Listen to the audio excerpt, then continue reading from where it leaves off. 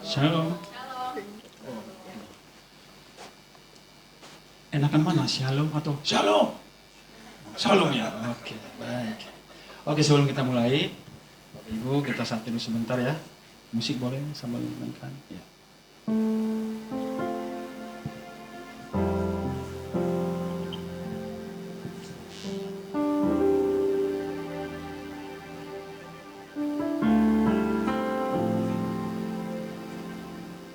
Oke, kita awali dengan doa.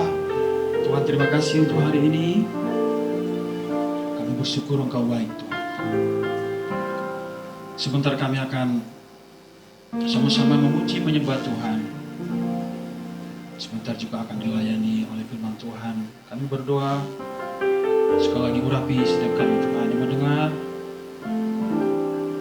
supaya kami sungguh-sungguh Tuhan datang kepada Tuhan.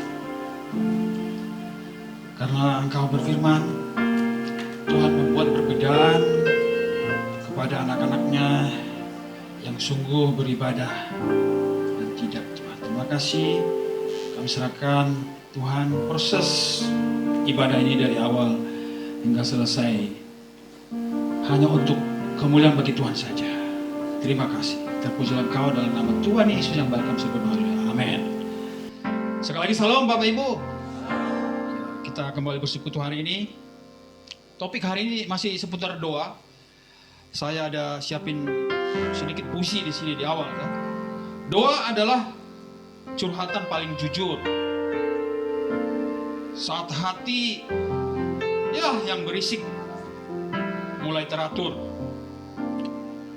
Ya, doa bukan sekedar minta ini minta itu, tetapi saya catat di sini adalah cara kita merasa tidak lagi piatu.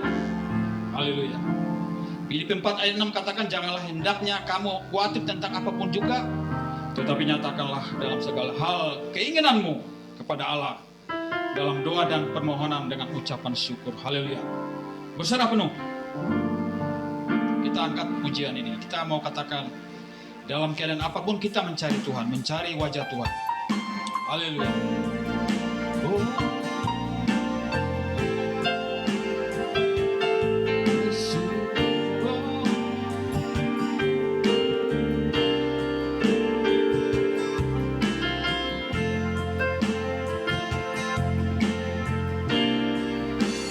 Dalam sesak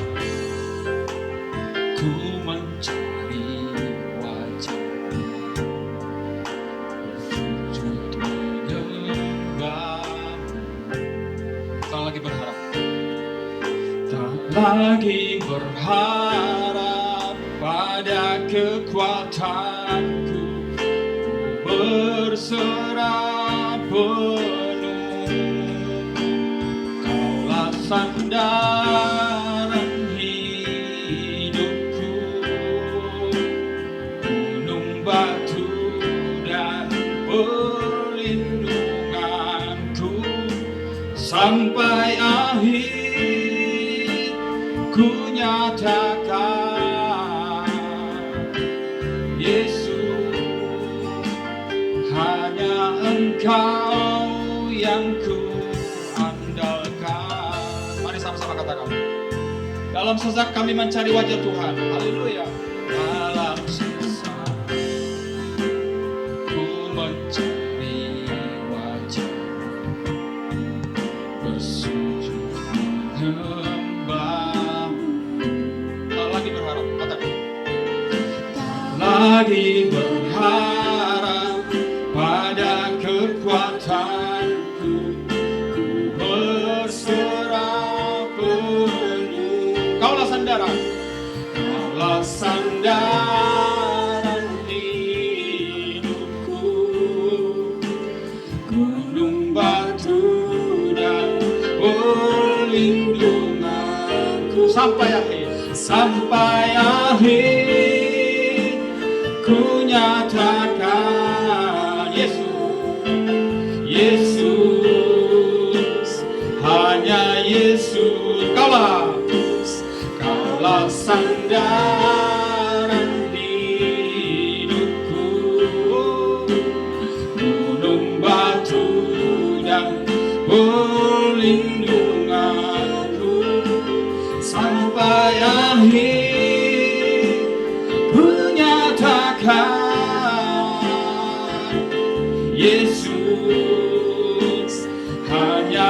Yesus, kaulah sandaran hidupku, gunung batu dan perlindungan,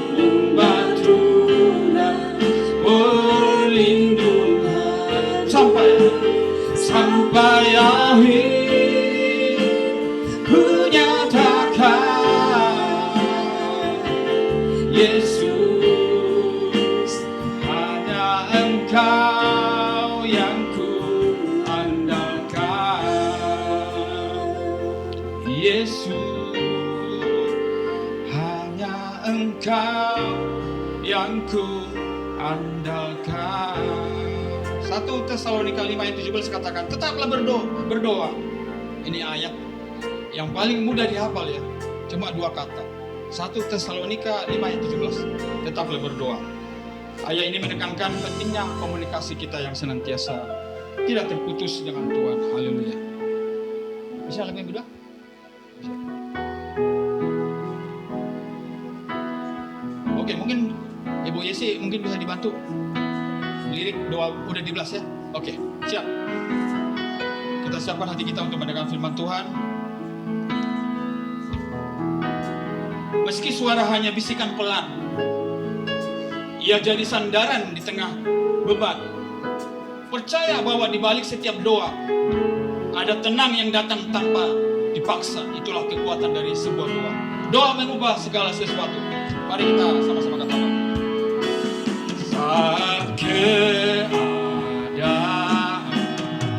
sekelilingku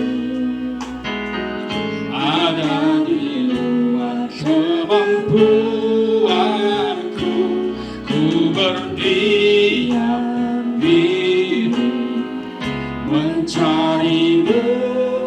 Doa mengubah segala sesuatu. Katakan saat kenyataan.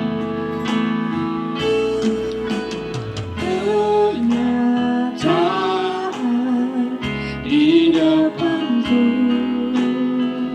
mengecewakan perasaanku. Ku menutup mata memandang-Mu, sebab doa mengubah segala sesuatu. Katakan doa orang-orang. Doa orang benar bila didoakan dengan yakin besar kuasa-Nya, dan tiap doa yang lahir dari iman berkuasa menyelamatkan. Berterima di tangan-Mu, mengalir kemanapun Kau mau. Tiada yang mustahil di mata-Mu. Doa mengubah segala sesuatu. Mari sama-sama katakan dari awal ya. Saat keadaan sekelilingku ada di luar kemampuanku, ku berdiam diri mencari-Mu. Doa mengubah segala sesuatu. Sekali katakan saat kenyataan. Saat kenyataan di depanku mengecewakan perasaanku. Mengecewakan perasaan. Ku menutup mata. Memandang-Mu. Sebab doa mengubah segala sesuatu.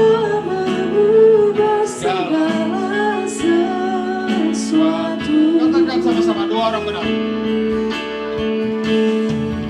Doa orang benar bila didoakan dengan besar kuasa-Nya, dan tiap doa yang lahir dari iman berkuasa menyelamatkan seperti matahari di tanganmu, mengalir kemanapun kau mau. Tiada yang mustahil di matamu. Doa mengubah segala sesuatu. Doa mengubah segala sesuatu. Sekali katakan, doa mengubah segala sesuatu.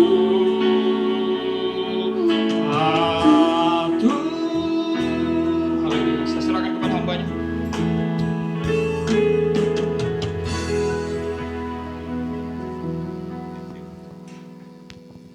Shalom saudara. Apakah kita akan menunggu supaya ini diselamatkan lebih dulu atau gimana? Kalau misalnya nggak bisa diselamatkan, dimatikan dulu aja supaya Bapak Ibu konsentrasi ke saya, nggak konsentrasi ke sini. Ya, oke, baik. Shalom Bapak Ibu Saudara. Ini kali pertama saya ke sini ya. Puji Tuhan nyampe juga loh dari Tangerang loh. Dari Tangerang saya motoran, istri saya bilang udah naik mobil aja. Aduh, saya bilang kalau saya harus naik mobil ke sini hilang seninya. Saya hilang kenikmatannya. Jadi saya memang hobi naik motor gitu Bapak Ibu Saudara. Jadi puji Tuhan sampai ke tempat ini dengan selamat, tidak kekurangan satu apapun. Kenalkan Bapak Ibu Saudara, nama saya Jimmy Lucas.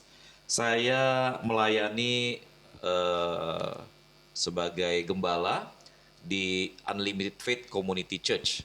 Ya, gereja komunitas iman tanpa batas. Nah Bapak Ibu Saudara, saya sudah melayani Tuhan lebih kurang 30 tahun, tapi memang saya baru dipanggil Tuhan untuk mendirikan gereja tanggal 17 Agustus 2025 kemarin. Kenapa pilih tanggal 17 Agustus Bapak Ibu Saudara? Supaya selalu ingat kapan ulang tahun gerejanya. Ya, Bapak Ibu Saudara, saya sudah berkeluarga, istri 1, anak 2 ya. Jangan dibalik begitu Bapak Ibu. Kalau dibalik ntar urusannya bisa berabe. Anak saya yang paling besar usia 18 tahun, yang kecil usia 14 tahun Bapak Ibu. Itu sebabnya Bapak Ibu bisa lihat ya, saya masih awet muda begini. Ya Bapak Ibu Saudara, kita sama-sama lihat Amsal pasal yang ketiga ayat yang kelima sampai ayat yang keenam. Silakan buka Android suci Bapak Ibu. Amsal pasal 3 ayat 5 sampai ayat yang keenam. Kalau udah ketemu kita baca bersama-sama. Amsal pasal 3 ayat 5 sampai ayat yang keenam. Udah ketemu semua? Dah, yuk kita baca sama-sama ya. 3, 2, ya. Percayalah kepada Tuhan dengan segenap hatimu, dan janganlah bersandar kepada pengertianmu sendiri. Akuilah Dia dalam segala lakumu, maka Ia akan meluruskan jalanmu. Bapak Ibu Saudara, ikuti kalimat ini baik-baik ya.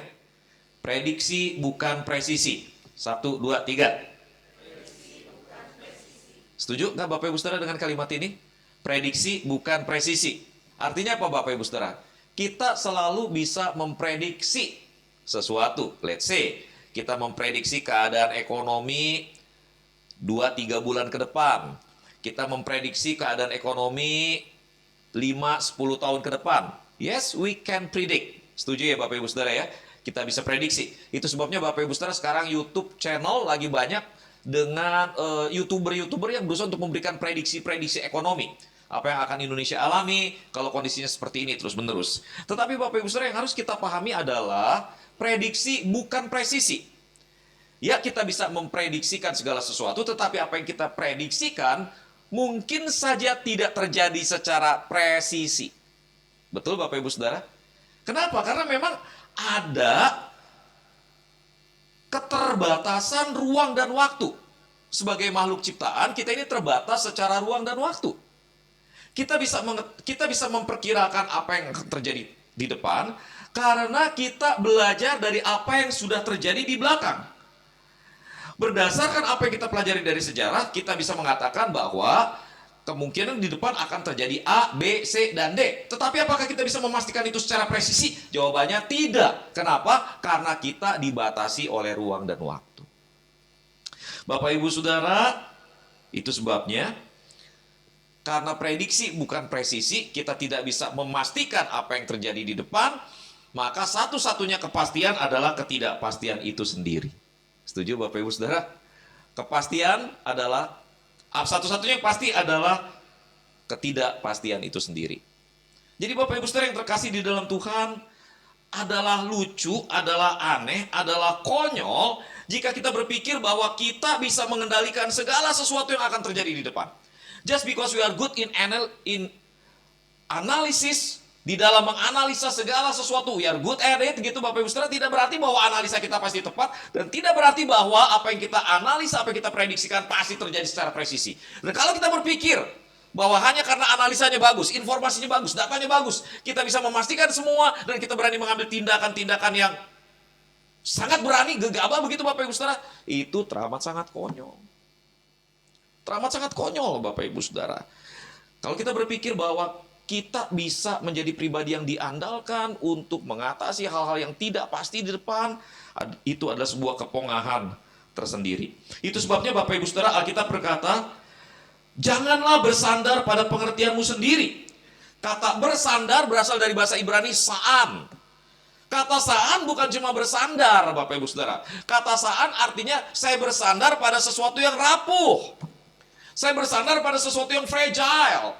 Janganlah bersandar pada pengertianmu sendiri.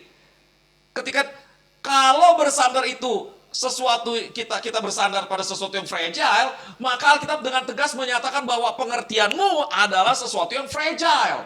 Pengertianmu adalah sesuatu yang rapuh. Pengertianmu adalah sesuatu yang ringkih. Sebaik apapun pengertianmu, sebaik apapun prediksimu, itu tetap sesuatu yang ringkih, sesuatu yang rapuh, sesuatu yang tidak bisa disandari.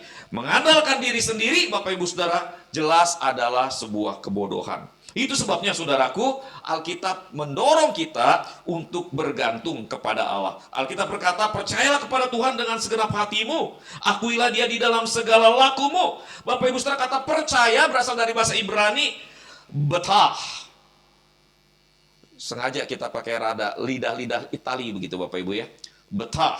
Supaya jangan kedengarannya betah loh di sini betah dingin, bukan begitu maksudnya begitu Bapak Ibu ya. Betah. Bapak Ibu Saudara, kata betah itu bukan cuma saya percaya, tetapi juga saya tergantung dengan aman, saya tenang seperti seorang bayi yang tidur di dalam pelukan ibunya. By the way, anyway, Baswe, Bapak Ibu sekarang sedang melakukan betah. Seriously. Ada di sini waktu masuk ke dalam ruangan ngecek dulu kursinya. Ini kuat gak ya nampung berat badan gue yang 110 kilo? Ada nggak? Nggak ada. Semuanya masuk langsung ngejogrok. Juuk, langsung duduk begitu aja. Artinya, dan duduk dengan nyaman begitu Bapak Ibu Saudara. Duduk dengan tenang. That is what you do actually today Bapak Ibu Saudara. Bapak Ibu sedang betah. Sedang betah kan ya? Bapak Ibu sedang duduk dengan nyaman, bersandar dengan nyaman, itu betah. Tetapi Bapak Ibu Saudara, yang menarik adalah kata percayailah Tuhan, akuilah Dia. Itu disandingkan dengan kata akuilah Dia. Kata akuilah Dia, Bapak Ibu Saudara, berasal dari bahasa Ibrani da'ehu. Kata da'ehu, Bapak Ibu Saudara, artinya bukan cuma saya mengakui Dia, that I acknowledge Him, that I know Him.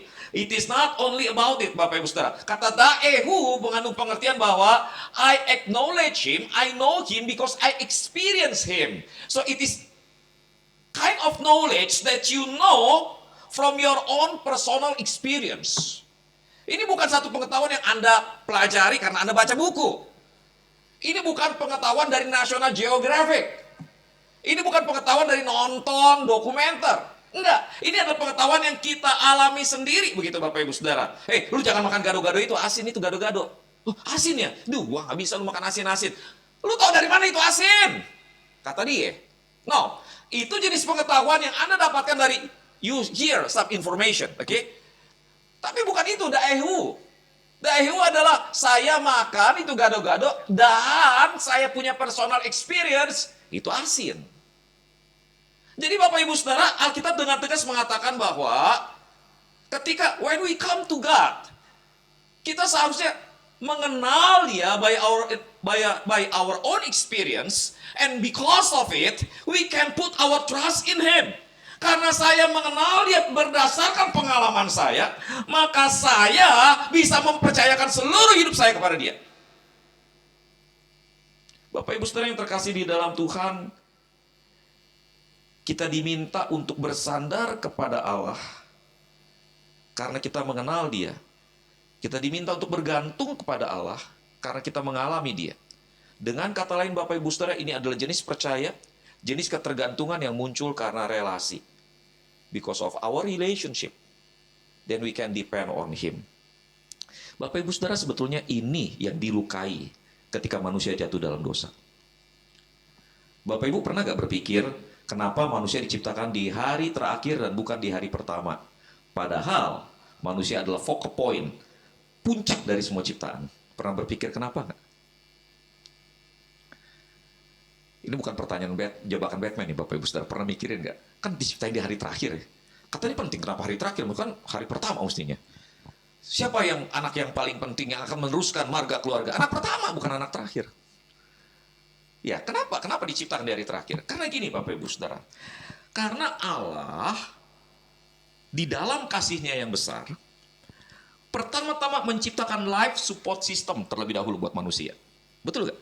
Kalau manusia diciptakan pertama, dia mau hirup apa? Nggak ada oksigen. Dia mau injek apa? Nggak ada daratan. Dia mau makan apa? Nggak ada tumbuhan. Dia mau dihangatkan dengan apa? Nggak ada sapi, nggak ada domba yang bisa buat dia bersandar. Jadi Bapak Ibu Saudara, Allah memikirkan manusia. Itu sebabnya sebelum Allah menciptakan manusia, Allah membangun life support system terlebih dahulu. Sehingga kemudian manusia bisa hidup. Dan ini menunjukkan bahwa Allah memikirkan manusia, Allah mengasihi manusia, dan Allah mau manusia bergantung kepada Allah.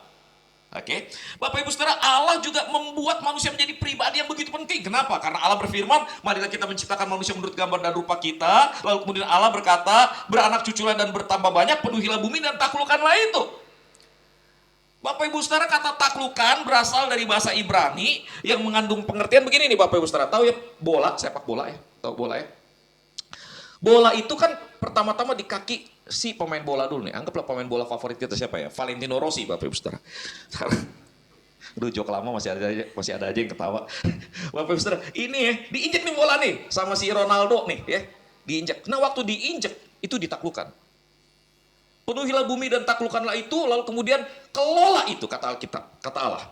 Jadi Bapak Ibu Saudara, bagaimana cara seorang ahli kelola? Dia injek, dia angkat bola, cuy, naik, dia taruh di sini, dia goyang begini, di dada dia goyang lagi, naik lagi ke atas, dia putar. Sangat ahli dia kelola bola itu. Nah, itu perintah Allah pada Adam dan Hawa. Taklukkan, kelola. It means that he became king for other creation. Sebagai wakil Allah. Lihat, manusia yang cuma debu dan abu diciptakan dengan begitu luar biasa. Tapi yang paling menarik adalah bagaimana Allah menciptakan manusia. Sementara Allah menciptakan yang lain hanya dengan berfirman. Matahari, twing, bulan, twing. LCD proyektor, nggak twing-twing. Wong semua diciptakan tuang-tuing. Cuma manusia yang diciptakan Allah ulurkan tangan. Allah membentuk manusia. Lalu kemudian Allah mengembuskan nafas kehidupan kepada manusia. Kenapa begitu Bapak Ibu Saudara? Kenapa Allah menciptakan manusia begitu personal dan begitu intim? Karena itu memang tujuannya. Allah mau menjadikan manusia sebagai kekasih yang mampu meresponi kasihnya. Bapak Ibu Saudara yang terkasih di dalam Tuhan, dengan kata lain Bapak Ibu, Allah mengasihi manusia. Dan di dalam kasihnya Allah mau agar manusia bergantung kepada Allah dan belajar mencintai Allah. Tetapi kemudian Bapak Ibu Saudara, hari itu tiba. Hari di mana ular datang menjumpai Hawa. Ular berkata, how? Are you fine, how? Oh iya, kan teman akrab, manggilnya how. Saya punya teman namanya Harvey, calon ketua P3 SRS. Harvey tinggi, cukup lebih tinggi dari saya, gagah, seorang pemilik kontraktor begitu ya, kontraktor. Gagah kontraktor. Calon ketua. Harvey, kita panggil dia Fui. Fui, apa kabar Fui? Hawa, how, apa kabar how? Si ular bilang begini, how are you? I'm fine, Ler. Ular maksudnya, bukan iler Bapak Ibu Saudara. I'm fine ular. Lalu kemudian si ular bilang begini, Kejadian 3 ayat yang kelima. Kejadian 3 ayat yang ketiga, dia berkata begini. Hawa, tentu Allah berfirman supaya kamu jangan makan buah di taman ini, bukan? Hawa bilang, kagak begitu. Semua buah di taman ini boleh aku makan, buahnya kecuali buah yang ada di tengah taman. Sebab pada waktu aku memakannya, aku akan mati. Hawa, ular berkata begini, Hawa, kamu tidak akan mati. Tetapi Allah mengetahui bahwa pada waktu kamu memakannya, matamu akan terbuka. Dan kamu akan menjadi seperti Allah, tahu tentang yang baik dan yang jahat. Perhatikan kalimat ini Bapak Ibu Saudara. Tetapi Allah mengetahui bahwa pada waktu kamu memakannya, matamu akan terbuka. Dan kamu akan menjadi seperti Allah, tahu tentang yang baik dan yang jahat. Lihat opsinya Bapak Ibu Saudara. Opsinya adalah kamu akan menjadi seperti Allah, tahu tentang yang baik dan yang jahat. Bapak Ibu kebayang gak gini? Ini siapa namanya? Fania. Fania, kalau kamu memegang jam ini, kamu akan selalu bisa kembali ke masa lalu dan kamu bisa menjadi princess di masa lalu. Tapi jangan kau bawa jam ini. Karena waktu kau bawa jam ini, aku tahu kau bisa memperbaiki masa lalumu. Kalau kayak begitu, kesannya, gue orang baik apa gue orang jahat? Waktu saya larang seseorang mengambil faedah dari sesuatu yang baik, saya orang baik apa orang jahat? Orang jahat, betul gak? Gue ngelarang lu ngambil sesuatu yang baik buat lu. Gitu loh. Jadi ketika si ular bilang, kagak gitu Hawa, sesungguhnya Allah tahu bahwa pada waktu kau memakannya kau akan menjadi seperti Allah. Hal pertama yang digoyang oleh ular adalah satu keyakinan bahwa Allah itu baik. Jadi dia mau ngomong, Allah gak baik sis. Allah tidak baik, jadi jangan kau berpikir Allah itu baik. Hubungannya langsung rusak. Manusia yang tadinya diciptakan untuk tergantung pada Allah, udah gak tergantung lagi pada Allah. Karena Allah gak baik. Lah, kalau manusia udah gak bergantung lagi pada Allah, manusia bergantung pada siapa dong? Kau akan menjadi seperti Allah, tahu tentang yang baik dan yang jahat. Artinya apa? Kau mampu mengatur hidupmu sendiri. Kau mampu mengelola hidupmu sendiri. Kau mampu bergantung pada dirimu sendiri. Jadi Bapak Ibu perhatikan di sini. Dosa pertama bukan makan buah pohon pengetahuan yang baik dan yang jahat. Dosa pertama adalah sebuah kebodohan, keberanian yang angkuh untuk berpikir bahwa kau bisa mengandalkan dirimu sendiri tanpa mengandalkan Allah. Itu sebabnya Bapak Ibu Saudara, dengar ini baik. Kalau kau memang bisa mengandalkan dirimu sendiri, menghadapi dosamu, menghadapi duniamu, Allah tidak akan mengutus anaknya yang tunggal mati di atas kayu salib. Fakta sejarah bahwa Yesus mati di atas kayu salib untuk menyelamatkan dosa menunjukkan bahwa manusia tidak mampu menyelamatkan dirinya sendiri. Halo? Kalau juru selamat harus diberikan dengan pengorbanan yang begitu besar, itu berarti bahwa kau tidak bisa mengandalkan dirimu sendiri. Fakta ini seharusnya menyadarkan kita butuh Allah. Kita harus bergantung pada Allah. Kematian Yesus di atas kayu salib menunjukkan kita butuh Allah. Kenaikan Yesus untuk menjadi imam besar agung buat kita menunjukkan bahwa kita butuh Allah. Bapak Ibu Saudara, semangat ini yang seharusnya menjadi pegangan kita. Doa Bapak Ibu Saudara bukan tempat di mana kita minta seperti mesin ATM. Gopeceng. Doa nggak kayak gitu. Dan kita tidak memperlakukan Allah seperti mesin ATM. Doa adalah sebuah cara di mana kita belajar untuk mengenal Allah, mengalami Allah, dan kemudian pada gilirannya belajar mempercayakan segala sesuatu kepada Allah. Itu doa. Menjaga api doa artinya menjaga ketergantungan hati kita kepada Allah. Belajar untuk terus-menerus mengenal Allah melalui doa, mengenal Allah melalui penyembahan, mengenal Allah melalui firman, mengenal Allah secara pribadi, dan pada gilirannya mempercayai Dia. Bapak Ibu, saya mau tutup dengan barang canggih ini. Di sini siapa yang suka berjalan keluar kota lalu pakai map? Bapak pakai Google Map atau pakai Waze? Google Map. Kenapa nggak pakai Waze, Pak?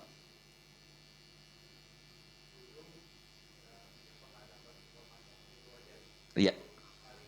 So it means that you don't know Waze, but you know better Google. Dan karena tahu Google dan pakai sekali, 2 kali, 3 kali, ternyata it's easy actually kalau udah tahu. Kita belajar kemudian, udah punya pengalaman sebelumnya, kita belajar untuk mempercayai Google. Bapak Ibu sebagai orang yang sering diundang, saya kan nama panggilannya Copang kalau di antara teman-teman saya, Bapak Ibu, ngerti ya? Cowok panggilan. Jadi Bapak Ibu kemana-mana saya pergi ke tempat-tempat asing begitu ya, saya selalu nyalain Google Map. Pengalaman pertama begitu menggoda, selanjutnya terserah Anda. Apa yang harus kita lakukan ketika kita mau pergi ke satu tempat yang asing buat kita menggunakan Google Map? Yang pertama Bapak Ibu Saudara keluarkan handphonenya, ketik arahnya. Dengan kata lain, minta arah. Lalu kemudian petunjuk diberikan oleh Google Map. Petunjuk diberikan, kita langsung ketik. Petunjuk muncul, tek lewat sini, lewat sini, lewat sini, lewat sini. Kita tinggal tekan mulai. Ketika kita tekan mulai, kalau kita nyetir mobil Bapak Ibu Saudara, kita nggak bisa ngeliat terus Google Map-nya. Karena kalau kita lihat Google Map, apa yang terjadi Bapak Ibu? Saya motor Bapak Ibu Saudara, saya pakai earphone. Kadang-kadang belok kanan. Pertanyaan gua belok kanan sebelah mana? Dua kanan ini. Saya dari depan KKO itu ya Bapak Ibu Saudara ya. Mau belok kanan, habis belok kanan terus lurus terus belok kanan lagi. Waktu saya lihat belok kanan ada 2 belokan kanan, yang sebelah sini truk, yang sebelah sini. Oh, ini motor semua. Kadang-kadang kan kayak begitu deh Bapak Ibu Saudara. Nggak bisa tiba-tiba berhenti lalu lihat Google-nya lagi. Nggak bisa tiba-tiba berhenti lalu lihat Google-nya lagi. Tapi pengalaman kita bersama dengan si Google membuat kita mengerti bahwa yang dia maksud dengan belok kanan adalah jalan yang paling kanan. Dengan kata lain, pengalaman ini membuat saya lebih, karena saya punya pengalaman sebelumnya dengan Google, maka saya lebih mengenal Google ini, saya tahu Google ini mau kemana, dan saya tanpa melihat, saya percaya bahwa ini harusnya yang lebih paling kanan. Bapak Ibu Saudara, begitulah cara kita berhubungan dengan Allah. Ketika kita berada di jalan yang nggak kita mengerti, kita masukkan arahnya, kita bilang, Tuhan, tolong saya, this is my condition. Mulai. Kalau kemudian Allah di dalam doa itu mulai pelan-pelan membentuk hati kita, membentuk telinga rohani kita, membentuk pengalaman kita dengan Allah. Lalu kemudian amin, besokannya dimulai lagi begitu, besokannya dimulai lagi begitu, tambah lama tambah terbiasa, tambah lama tambah terbiasa. Dan kemudian Bapak Ibu Saudara, suddenly, tanpa kita sadari, doa bukan cuma masalah berlutut. Bahkan di dalam kehidupan sehari-hari, ketika kita duduk, ketika kita bekerja, kita bisa selalu datang pada Allah dalam doa. Kenapa Bapak Ibu Saudara? Karena Allah suddenly become very real for us. He is there with us. Sepasti udara segar yang kita hirup. Bapak Ibu Saudara, mari yuk kita tetap nyalakan api doa kita. Dengan cara apa Bapak Ibu Saudara? Dengan cara belajar berhenti mengandalkan diri sendiri dan belajar mengandalkan Allah. Dan kita akan bisa semakin mengandalkan Allah Bapak Ibu ketika kita terus-menerus belajar mengenal Dia. Kita tunduk kepala, kita berdoa. Tuhan, ampuni kami kalau kami terlalu pongah, terlalu sombong. Kami berpikir kami tahu segala sesuatu, kami bisa lakukan ini dan itu, kami cerdas, kami kuat. Padahal sejatinya kami lemah, kami dibatasi oleh ruang, kami dibatasi oleh waktu. Kami bahkan tidak bisa mengalahkan usia kami sendiri. Tuhan, ampuni kami. Saat ini ya Tuhan, kami mau belajar untuk mengenal-Mu. Sehingga melalui pengenalan itu kami mengalami-Mu. Dan melalui pengalaman itu kami mengenal-Mu lebih dalam. Dan dari pengenalan yang muncul karena pengalaman, kami belajar menyandarkan diri, mengandalkan Tuhan. Kami menyerahkan diri kami masing-masing di dalam kehidupan kami. Di dalam pekerjaan kami di tempat ini. Kami menyerahkan perusahaan ini ke dalam tangan pengasihan-Mu. Tuhan, Engkau memberkati. Terima kasih Bapa. Di dalam nama Yesus kami berdoa. Amin.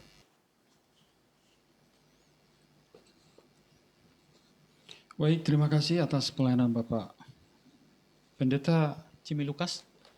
Kiranya Tuhan memberkati pelayanan Bapak. Kita berdoa supaya semakin banyak orang yang Bapak layani, semuanya semakin mencintai Tuhan untuk menggenapi setiap rencana Tuhan dalam hidupnya. Yang kedua teman-teman, ya kita langsung warta ya. Kegiatan doa bersama kita langsung praktek ya. Karena temanya hari ini tentang doa, kita langsung praktek bahwa persekutuan ini memiliki program rutin, tapi bukan rutinitas ya. Doa bersama setiap Rabu secara hybrid. Jadi onsite maupun lewat Zoom ya, Zoom link. Ya, silakan Bapak Ibu yang punya pokok doa boleh dikirimkan ke pengurus. Dan yang terakhir tema PD kita selanjutnya, mari kita tetap bersama-sama datang di persekutuan ini hari Jumat 8 Mei, berarti sekitar 3 minggu lagi ya, tahun 2026, dengan tema hidup yang dipenuhi oleh Roh Kudus, nanti dibawakan oleh Bapak Pendeta Bapak Pendeta Antoni Samusir. Oke, baik Bapak Ibu, saya jemput Bang Ibu berdiri, kita sudah di akhir dari persekutuan kita hari ini. Nanti persembahan di depan, nanti kita habis sebelum persembahan kita foto bersama di sebelah kiri dan berkumpul ya. Baik, nanti kita akan terima doa berkat dari hambanya Bapak Pendeta Jimmy Lukas. Silakan Pak Jimmy Lukas. Di penghujung ibadah kami ya Tuhan, kami mau mensyukuri semua berkat-Mu. Kalau kami kelak akan kembali lagi ke dalam dunia kerja kami, Tuhan pimpin sertai langkah kami, segala sesuatu yang kami lakukan. Biar kami berada dalam lindungan-Mu, dalam penyertaan-Mu, dalam belas kasihan-Mu. Berkati setiap orang yang sudah terlibat di dalam pelayanan, berkati setiap orang yang hadir dalam ibadah hari ini, dan berkati perusahaan di mana kami bekerja. Sehingga ya Tuhan, melalui perusahaan ini, kehidupan banyak orang boleh terberkati juga. Terima kasih Bapak, dan sebentar kami akan kembali ke dalam aktivitas kami masing-masing dengan bawa berkat yang dari Tuhan. Angkatlah kedua tanganmu meminta dan terimalah berkat yang dari Allah. Tuhan memberkati engkau dan melindungi engkau. Tuhan menyinari engkau dengan wajahnya dan memberi engkau kasih karunia. Tuhan menghadapkan wajahnya kepadamu dan memberi engkau damai sejahtera. Mulai dari sekarang sampai Maranatha, Tuhan Yesus datang kembali untuk yang kedua kalinya, menjemput kita ke kasih hatinya. Amin.